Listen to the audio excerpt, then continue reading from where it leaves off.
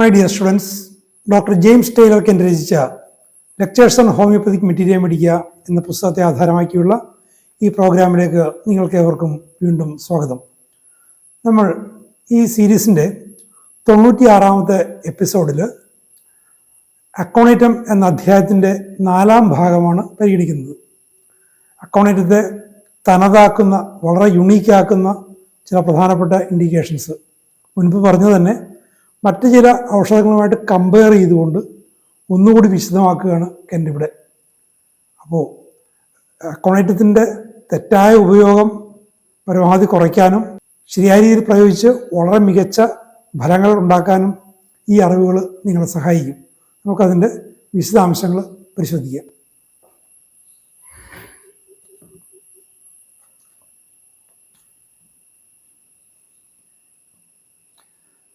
There should be no thought of aconite in the slow coming continued fever. അക്കോണൈറ്റിൻ്റെ സ്വഭാവം തുടക്കത്തിൽ Kent പറഞ്ഞിട്ടുണ്ട്. ഒരു കൊടുങ്കാറ്റ് പോലെ, ഒരു ഹറിക്കെയിൻ പോലെ വന്ന് വലിയ കുഴപ്പങ്ങളുണ്ടാക്കി പെട്ടെന്ന് പോകുന്ന ടൈപ്പാണ്. അപ്പോൾ പതുക്കെ വരുന്ന പനി സാവകാശം വരുന്നു, നീണ്ടു നിലനിൽക്കുന്നു, പോകുന്നു. അത്തരം പനികൾക്ക് അക്കോണൈറ്റ് ഉപകരിക്കില്ല. അത്തരം സാഹചര്യങ്ങളിൽ അക്കോണൈറ്റിനെക്കുറിച്ച് ചിന്തിക്കരുത്. കാരണം പനിയെന്ന് പറയുമ്പോൾ, പ്രത്യേകിച്ചും തണുപ്പ് കാലത്ത് തണുപ്പടിച്ചുള്ള പനിയെന്ന് പറയുമ്പോൾ ഒരു റൂട്ടീൻ എന്ന രീതിയിൽ അക്കോണൈറ്റ് ഉപയോഗിക്കുന്ന ഒരു രീതി പണ്ടുകാലം മുതലേ ഉണ്ട്. അപ്പോൾ അതിനെതിരെയുള്ളൊരു മുന്നറിയിപ്പാണ് കെൻ്റ് ഇവിടെ തരുന്നത്. Aconite has no symptoms like the slow types of continued fevers. സാവകാശം വരുന്ന കണ്ടിന്യൂഡ് ഫീവേഴ്സിനോട് യോജിക്കുന്ന സിംറ്റംസ് അക്കോണൈറ്റത്തിന് ഇല്ല. The aconite fever is generally one short sharp attack of fever. വളരെ ചുരുങ്ങിയ, വളരെ ഷാർപ്പായിട്ടുള്ള, വളരെ രൂക്ഷമായിട്ടുള്ള പനി, വളരെ പെട്ടെന്ന് വരുന്നത്. ഇതാണ് അക്കോണൈറ്റിനുള്ളത്. It is no way related to an intermediate fever as it has no such symptoms. Intermediate ഫീവറിന് അക്കോണൈറ്റ് യാതൊരു കാരണവശാലും യോജിക്കില്ല. അത് കെൻ്റ് വീണ്ടും അത് ഊന്നി പറയുന്നുണ്ട്. ഇൻ്റർമീഡിയറ്റ് ഫീവറിൽ അക്കോണൈറ്റിനെക്കുറിച്ച് ചിന്തിക്കരുത്. You might find something that would deceive you in one attack of intermittent fever, but the very fact that there was a second one would shut out aconite.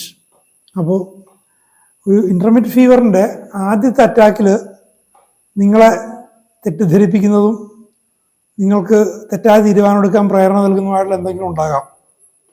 സ്വാഭാവികമായിട്ട് സംഭവിക്കാവുന്നതാണ്. കാരണം വരാനിരിക്കുന്നത് എന്താണെന്ന് കൃത്യമായിട്ട് മനസ്സിലാക്കണമെന്നില്ല. പക്ഷേ ഒരു സെക്കൻഡ് അറ്റാക്ക് ഉണ്ടായിക്കഴിഞ്ഞാൽ അവിടെ നിങ്ങൾ അക്കൗണ്ടത്തെക്കുറിച്ചുള്ള ചിന്ത നിർത്തിക്കണം. അക്കൗണ്ടത്തേക്കുള്ള വാതിൽ അവിടെ അടക്കപ്പെട്ടു എന്നാണ് എൻ്റെ പറയുന്നത്, ഒരു സെക്കൻഡ് അറ്റാക്ക് ഉണ്ടാക്കിയ.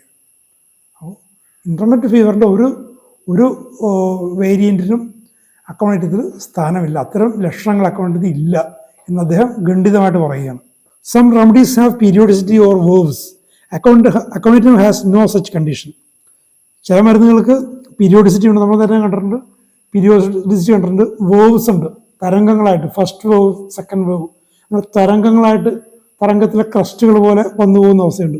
പക്ഷെ അക്കോണൈറ്റിന് അങ്ങനത്തെ ഒരു അവസ്ഥയില്ല. The most violent attack of fever will subside in a night if aconite is the remedy. അക്കോണൈറ്റിനെ തിരിച്ചറിയാനുള്ള വിലപ്പെട്ട മറ്റൊരു സൂചനയോട് പറയുകയാണ്, പനി ഒരു രാത്രി കൊണ്ട് ശമിക്കും. അത് നിലനിൽക്കുന്നില്ല.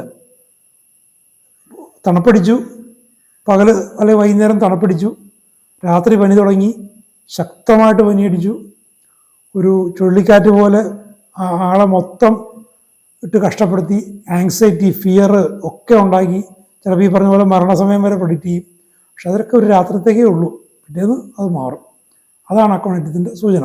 If it is not, it is a pity that you made a mistake in giving it, for it will sometimes do mischief. അപ്പോൾ ഈ ഒരവസ്ഥ മനസ്സിലാക്കിയില്ലെങ്കിൽ നിങ്ങളുടെ കാര്യം കഷ്ടമാണെന്നാണ് ഹോമിയോപാത്തിനോട് കെൻ്റ് പറയുന്നത്. കാരണം എൻ്റെ പ്രശ്നം എന്ന് വെച്ചാൽ, രാത്രി പ്രശ്നം വരുന്നു, അസുഖം വരുന്നു, നിങ്ങളെ കാണാണ്ട് പേഷ്യൻ്റ് വരുന്നത് പിറ്റേന്നായിരിക്കും. അപ്പോൾ ഇതൊരു വേവാണോ ഇല്ലയോ എന്നൊന്നും ചിലപ്പോൾ മനസ്സിലാക്കാൻ പറ്റിയെന്നിരിക്കില്ല.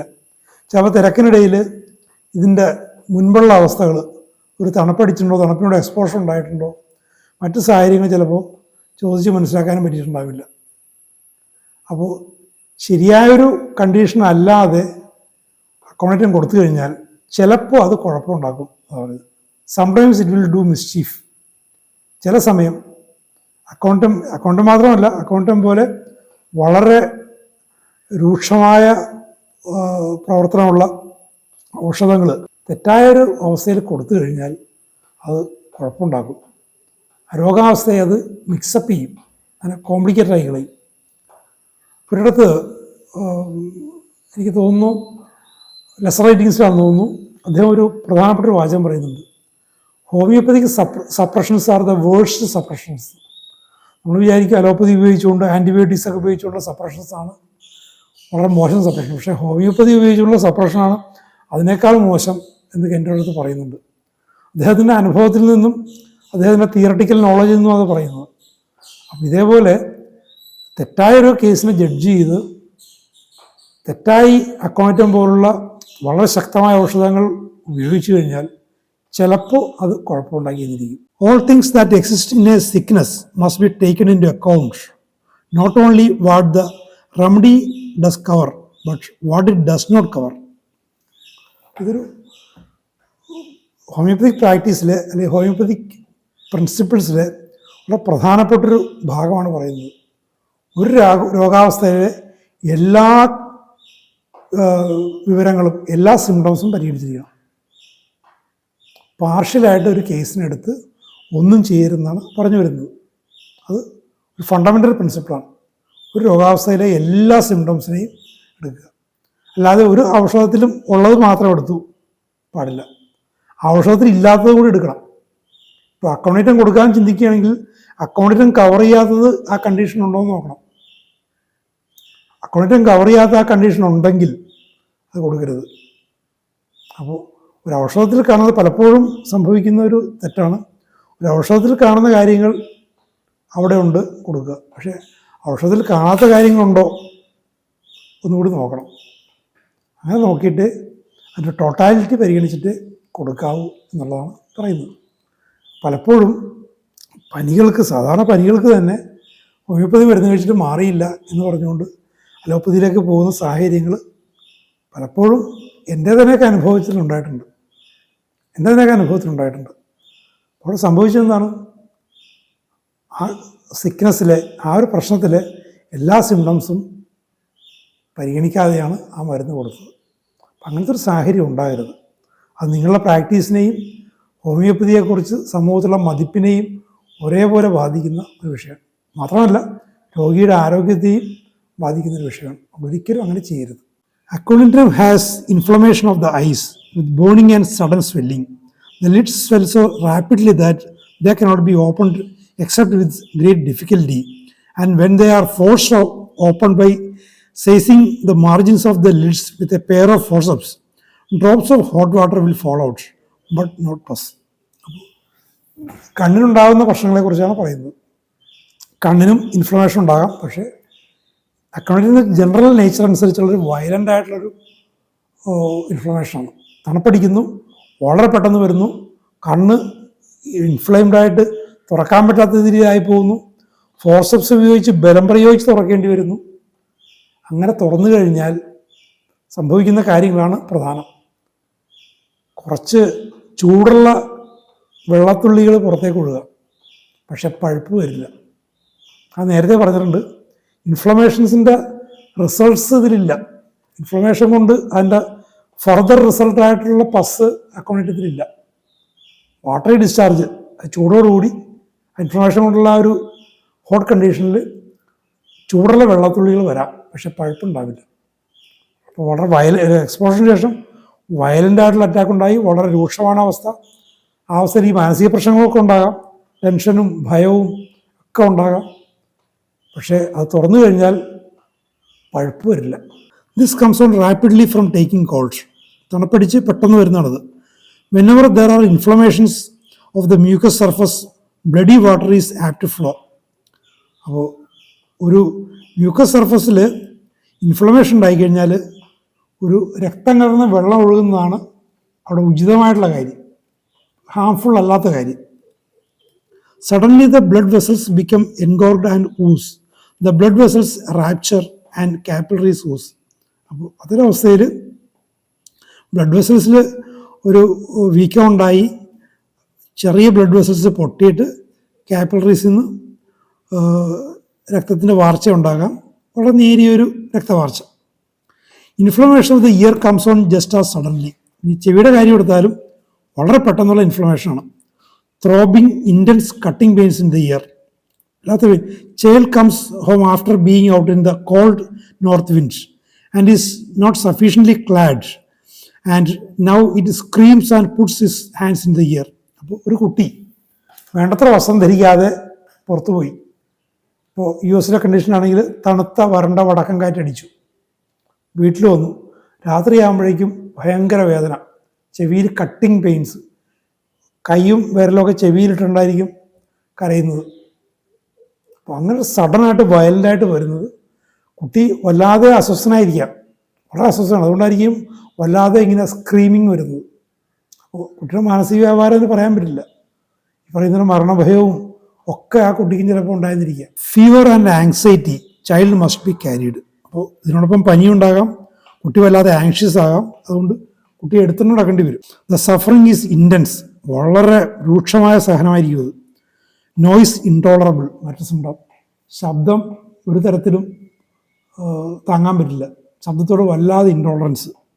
Music goes through every limb, സംഗീതം ഓരോ കൈകാലുകളിലൊക്കെ തുളച്ചു കയറുന്ന പോലെ സംഗീതം പോലും അത് അൺബെയറബിൾ ആവുന്നു. So intense is A sense of hearing. ആ ഒരു കേൾവി എന്ന് പറയുന്ന ഒരു സെൻസ് അത്രയ്ക്ക് ഇൻറ്റൻസ് ആയിട്ട് മാറുന്നു. എൻ്റെ നെർവ്സ് ഇൻവോൾവ് ആയെന്നർത്ഥം. Everywhere in the body will we find the same intense condition of the nerves. ശരീരത്തിൽ എവിടെയും ഈ നെർവ്സിൻ്റെ ഇൻറ്റൻസ് കണ്ടീഷൻ, നെർവ്സ് ഇത്തരം ഒരു കൊടുങ്കാറ്റ് നാഡികളിലൂടെയും കടന്നു പോകുന്നു. അതുകൊണ്ടാണ് ഈ ഇന്ദ്രിയങ്ങളിൽ ഇത്രയ്ക്ക് സഫറിങ് വരുന്നത്. ഇന്ദ്രിയങ്ങളിലെ അനുഭവങ്ങൾ, കേൾവി, ഇതൊക്കെ എഫക്റ്റഡ് ആവുന്നു. ആ ഇൻറ്റൻസ് ഫീലിംഗ് അവിടെയൊക്കെ ഉണ്ടാകുന്നു. പാട്ട് കേൾക്കാൻ പറ്റുന്നില്ല, ചിലപ്പോൾ താരാട്ട് പാട്ട് പാടിക്കഴിഞ്ഞാൽ കുട്ടി ചിലപ്പോൾ സ്ക്രീം ചെയ്തെന്നിരിക്കും, അത് കുട്ടിക്ക് താങ്ങാൻ പറ്റുന്നില്ല. Wherever there are complaints they are intense. എവിടെയൊക്കെ പ്രശ്നങ്ങളോ അതെല്ലാം ഇൻറ്റൻസാണ്. അക്കൗണ്ടത്തിൻ്റെ ഒരു ബേസിക് നേച്ചർ തന്നെ ഒരു ഇൻറ്റൻസിറ്റിയാണ്, ഒരു ചുഴലിക്കാറ്റ് മാതിരി, violent. And the patient is always in a state of anxiety and irritability. Patient അതിൻ്റെ ഫലമായിട്ട് വല്ലാത്ത ആങ്സൈറ്റിയും ഇറിറ്റബിലിറ്റിയും ഉണ്ടാകുന്നു. Stinging, burning, rending, tearing, cutting pains in the ear. അപ്പോൾ ചെവിയിലൊരു പറഞ്ഞ ഒരുവിധപ്പെട്ട എല്ലാത്തരം വേദനകളും ചെവിയിലുണ്ട്. Coryza if attended with violent headache coming on the night after exposure and taking cold during the day suddenly the short acting very quick acting remedy will be indicated. അപ്പോൾ വല്ലാതെ തലവേദനയോട് കൂടി ഉണ്ടാകുന്ന നീരിളക്കം, ജലദോഷം, തണുപ്പടിച്ചതിന് ശേഷം, വൈകുന്നേരം തണുപ്പടിച്ചതിന് ശേഷം രാത്രി ഉണ്ടാകുന്ന തരം പെട്ടെന്ന് വരുന്നു, വളരെ ഷോർട്ടാണ്, വളരെ ക്യുക്കാണ്, വളരെ ഇൻറ്റൻസാണ്. അങ്ങനത്തെ ഒരു അവസ്ഥയിൽ അക്കോണിറ്റം പോലുള്ള വളരെ ക്യുക്ക് ആക്ടിങ് റെമഡി ഇൻഡിക്കേറ്റ് ചെയ്യും. ഇനി അതിൻ്റെ വളരെ പ്രധാനപ്പെട്ട കമ്പാരിസൺ പറയുന്നുണ്ട്. The coryza that comes on from carbohydrates comes on several days after the exposure. ഈ കാർബോഹൈഡ്രേറ്റിൻ്റെ ആണെങ്കിലോ എക്സ്പോഷർ കഴിഞ്ഞിട്ട് പല ദിവസങ്ങൾ കഴിഞ്ഞിട്ടാണ്. അക്കൗണ്ട് ആണെങ്കിൽ വൈകുന്നേരം എക്സ്പോഷർ ഉണ്ടായി രാത്രി വന്നു, പക്ഷെ കാർബോഹൈഡ്രേറ്റ് ഏതാനും ദിവസങ്ങൾ കഴിഞ്ഞിട്ടാണ്. The coryza that comes on from sulfur also develops several days after the exposure. സൾഫറിലും ഉണ്ട്, പക്ഷെ അവിടെയും എക്സ്പോഷർ കഴിഞ്ഞ് പല ദിവസങ്ങൾ കഴിഞ്ഞിട്ടാണ് ഈ പ്രശ്നം വരുന്നത്. The carbohydrate patient become overheated and takes cold by keeping on his overcoat when he comes into your office. Carbohydrate പേഷ്യൻറ്റിന് ഓവർ ഹീറ്റിംഗ് കൊണ്ടാണ്, കോട്ടൊക്കെ ഇട്ട് ഡോക്ടറുടെ ചേംബറിൽ വരുമ്പോഴും കോട്ടൊക്കെ ഇട്ടുകൊണ്ട് വരുന്നു, ഓവർ ഹീറ്റർ ആവുന്നു. അങ്ങനെ over ഹീറ്ററായിട്ട് തണുപ്പടിക്കുന്നു. In account, he goes out in the cold air with his light clothing and comes down if he is a plethoric individual before midnight.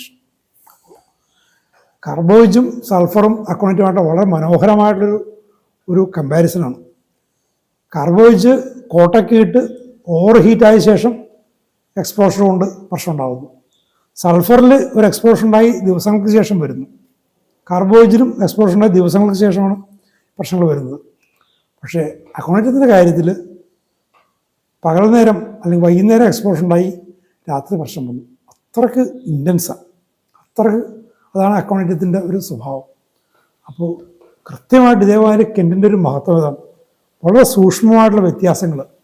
നിങ്ങൾക്ക് ഏത് മരുന്ന് സെലക്ട് ചെയ്യണമെന്ന രീതിയിൽ ഒരു സംശയം വരുമ്പോൾ വളരെ സൂക്ഷ്മമായിട്ടുള്ള ആ ഒരു വ്യത്യാസങ്ങൾ കെൻറ്റ് വിശദീകരിച്ച് തരും. അത് ശരിക്കും ഗ്രഹിച്ച് മനസ്സിൽ നിങ്ങൾ സൂക്ഷിച്ചു കഴിഞ്ഞാൽ നിങ്ങൾക്ക് പ്രിസ്ക്രിപ്ഷനിൽ തെറ്റ് പറ്റാതെ നിങ്ങൾക്ക് ശരിയായ മരുന്നുകൾ കൊടുക്കാനും പേഷ്യൻറ്റിന് റിലീഫ് ഉണ്ടാകാനും നിങ്ങളുടെ കരിയർ വിജയിക്കാനും സഹായിക്കും. അതാണ് കെൻറ്റ് കൃത്യമായിട്ട് കെൻറ്റിൻ്റെ ലെക്ചേഴ്സ് കൃത്യമായിട്ട് മനസ്സിലാക്കണമെന്ന് പറയാൻ കാരണം. അക്കൗണ്ടൻറ്റിനെക്കുറിച്ചുള്ള കൂടുതൽ വിവരങ്ങൾ നമുക്ക് അടുത്ത എപ്പിസോഡിൽ കേൾക്കാം. Thank you so much for watching.